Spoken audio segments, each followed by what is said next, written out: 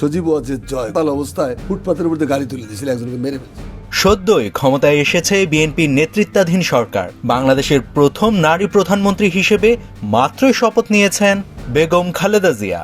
এসবের মধ্যেই একদিন মাতাল অবস্থায় গুলশানের ফুটপাতে গাড়ি উঠিয়ে এক পথচারীকে হত্যা করেন শেখ হাসিনার ছেলে সজীব ওয়াজেদ জয়। শেখ হাসিনা তখন সংসদের বিরোধী দলীয় নেত্রী। এ ঘটনায় জয়কে গ্রেফতার করে পুলিশ। এরপর স্বাভাবিক প্রক্রিয়াতেই শুরু হওয়ার কথা ছিল জয়ের বিচার কার্য। তবে এরপরই ঘটে এক বিস্ময়কর ঘটনা। ছেলেকে বাঁচাতে পাগলপ্রায় শেখ হাসিনা ফোন করলেন সরাসরি প্রধানমন্ত্রী খালেদা জিয়াকে। অনেকটা কাঁদতে কাঁদতেই অনেক বিনয়ের সঙ্গে আর্জি জানালেন যেন তার ছেলেকে ছেড়ে দেওয়া হয়। শেখ হাসিনা কি বলেছিলেন খালেদা জিয়াকে সেটাও জানা গিয়েছে। শেখ হাসিনা বলেছিলেন, আপনি তো একজন মা, আমার ছেলেটাকে বাঁচান প্লিজ। আমি একজন মা হিসেবে আরেকজন মায়ের কাছে আমার হাত পেতেছি।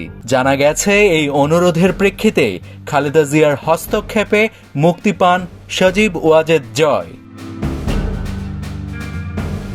সম্প্রতি এ তথ্য প্রকাশ করেছেন দৈনিক যুগান্তরের সম্পাদক আব্দুল হাই শিকদার। সময় টিভির আয়োজনে দেশনেত্রীর মহাপ্রয়াণ শিরোনামে এক অনুষ্ঠানে তিনি এই বিস্ময়কর কাহিনী শুনিয়েছেন।